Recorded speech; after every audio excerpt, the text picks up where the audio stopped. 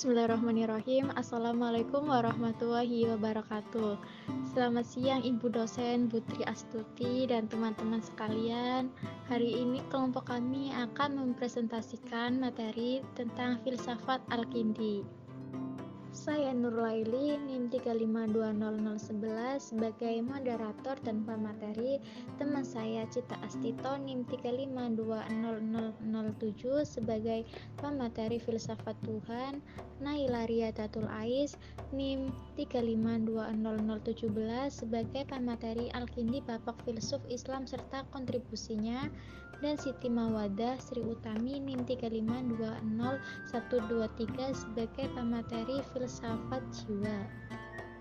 Oke, langsung saja riwayat hidup Al-Kindi. Al-Kindi atau Al-Qidus lahir di Kufa tahun 801 Masehi. Pada masa Khalifah Harun ar-Rasyid pada tahun 786 sampai 809 Masehi, dari dinasti Bani Abbas pada tahun 750 sampai 1258 Masehi. Pendidikan Al-Kindi dimulai di Kufa. Pada saat itu ia mempelajari Al-Quran, tata bahasa Arab, kesastraan, ilmu hitung, fikih, dan teologi. Di samping Basrah, Kufa saat itu merupakan pusat keilmuan dan kebudayaan Islam yang cenderung pada studi keilmuan rasional atau akliyah. Tampaknya kondisi dan situasi inilah yang kemudian menggiringi Al-Kindi untuk memilih dan mendalami sains dan filsafat pada masa-masa berikutnya. Setelah menginjak dewasa, ia pergi ke Baghdad dan mendapat perlindungan dari Khalifah Al-Ma'mun dan Khalifah Al-Mutasim. Bahkan sebagian besar umumnya dihabiskan berada di lingkungan Khalifah. Pikiran Al-Kindi semakin berkembang, sehingga kemudian ia mengarang sendiri. Di samping menerjemahkan buku-buku filsafat dan ilmu pengetahuan lainnya mengenai jumlah karangannya, sulit ditentukan secara pasti karena beberapa hal. Para penulis biografinya tidak sepakat menuturkan jumlah karangannya. Sebagian karangan-karangannya telah musnah dan banyak yang hilang. Karangan-karangannya yang sampai kepada kita banyak memuat karangan-karangan orang lain. Karangan-karangannya sebagian besar berbentuk risalah sehingga mudah hilang. Namun demikian, dengan tidak mengurangi penghargaan terhadap dirinya sebagai seorang filosof Islam yang pertama sekali secara terang-terangan memperkenalkan filsafat Yunani secara langsung kepada dunia, maka Al-Kindilah orang pertama yang merintis jalan menyesuaikan filsafat Yunani dengan prinsip-prinsip ajaran Islam, sehingga lahirlah apa yang dinamakan filsafat Islam. Mereka yang berikutnya hanya mengikuti apa yang telah dirintis oleh Al-Kindi. 2. Al-Kindi sebagai bapak filosof Islam dan kontribusinya. Al-Kindi disebut sebagai bapak filosof Islam karena wawasan keilmuannya sangat luas.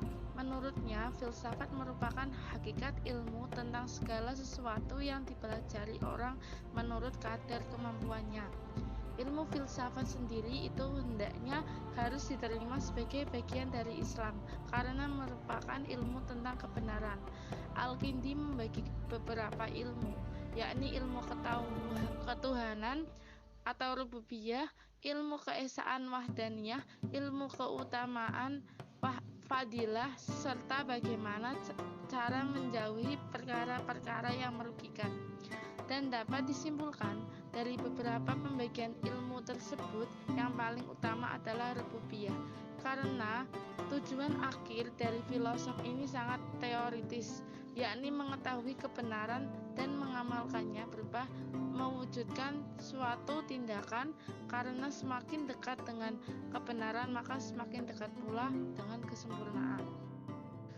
Oleh karenanya, Al-Kindi berusaha untuk menyatukan antara filsafat dengan agama, sekaligus menjawab kritik-kritik dari para ulama yang menyatakan bahwa filsafat merupakan ilmu yang sesat dan menyesatkan. Menurut Al-Kindi, bukti adanya Tuhan lewat dalil baharunya alam, keanekaragaman dalam wujud, kerapian alam. Dalam filsafat jiwanya, Al-Kindi menyatakan bahwa jiwa adalah jauhar basit, tunggal, tidak tersusun, tidak panjang, dalam dan lebar. 3. Filsafat ketuhanan. Tuhan bagi Al-Kindi adalah pencipta dan bukan penggerak pertama. Filsafat ketuhanan Al-Kindi berasas metafisika. Dalam metafisikanya dititik beratkan kepada masalah hakikat Tuhan, bukti-bukti dan sifat Tuhan. Menurutnya, Tuhan adalah wujud yang hak atau benar, yang bukan asalnya dari tidak ada menjadi ada. Ia selalu mustahil tidak ada, ia selalu ada dan akan selalu ada. Jadi, Tuhan adalah wujud sempurna yang tidak didahului wujud lain, tidak berakhir wujudnya dan tidak ada kecuali dengannya. Tuhan mempunyai arti aniyah maupun ma'iyah. Tuhan bukanlah benda dan tidak termasuk benda yang ada di alam. Ia pencipta alam. Ia tidak tersusun dari materi dan bentuk. Tuhan juga tidak mempunyai hakikat ma'iyah, karena Tuhan bukanlah merupakan genus atau spesies. Tuhan hanya satu, tidak ada yang serupa dengannya. Ia adalah yang benar pertama, al-haq al-awal, dan yang maha benar, al-haq al-wahid. Al-Kindi memberikan bukti-bukti adanya Tuhan berupa 3 dalil empiris. Pertama, alam. Kedua, keanekaragaman dalam wujud. Dan yang ketiga, kerapian alam. Mengenai zat dan sifat-sifat Allah, Al-Kindi mengikuti pendirian golongan Mu'tazilah. Di antara sifat-sifat Tuhan adalah keesaan, sifat yang paling khas baginya. Al-Kindi membuktikan keesaan tersebut dengan mengatakan bahwa ia bukanlah benda, buyulah madah, bukan form, surah, tidak mempunyai kuantitas, tidak mempunyai kualitas, tidak berhubungan dengan yang lain, idhafah, tidak dapat disifati dengan apa yang ada dalam pikiran, bukan genus, bukan diferentia, fas, bukan proprium, kasah, bukan aksiden, arada, tidak bertumbuh, tidak bergerak. Oleh karena itu, Tuhan adalah keesaan belaka, tidak ada yang lain kecuali keesaan itu semata. Keesaan Tuhan adalah keesaan yang hakiki. Ia tunggal dan azali, tidak ada yang mendahului dan tidak memiliki akhir. Zat yang tidak bergantung pada yang lain, dan dialah sebab pertama dari segala sesuatu. Filsafat jiwa. Jiwa merupakan entitas tunggal yang substansinya sama dengan substansi pencipta sendiri, karena ia sesungguhnya adalah limpahan dari substansi Tuhan sebagaimana sinar matahari dengan matahari. Sekalipun ia bergabung dengan tubuh, sesungguhnya ia terpisah dan independen dari tubuh. Menurut Al-Kindi, substansi ruh adalah sederhana dan kekal. Ia memiliki arti yang sangat penting dalam kehidupan manusia.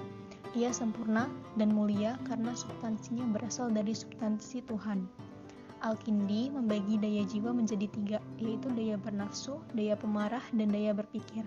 Sebagaimana Plato, ia membandingkan ketiga kekuatan jiwa ini dengan mengibaratkan daya berpikir sebagai sais kereta atau pengendali, dan 2 kekuatan lainnya, yaitu pemarah dan nafsu, sebagai 2 ekor kuda yang menarik kereta tersebut.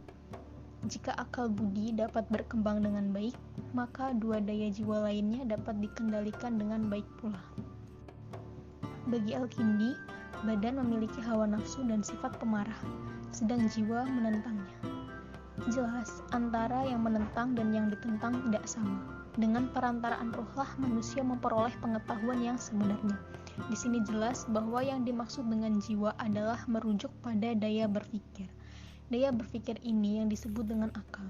Al-Kindi mengartikan pengertian akal menjadi 4. Yang pertama itu akal yang berada dalam potensialitas atau akal potensial atau material. Yang kedua akal yang telah berubah dari potensialitas ke aktualitas. Yang ketiga ada akal manifest. Dan yang keempat ada akal yang selalu aktual. Sekian presentasi dari kelompok kami, kurang lebihnya mohon maaf. Terima kasih. Wassalamualaikum warahmatullahi wabarakatuh.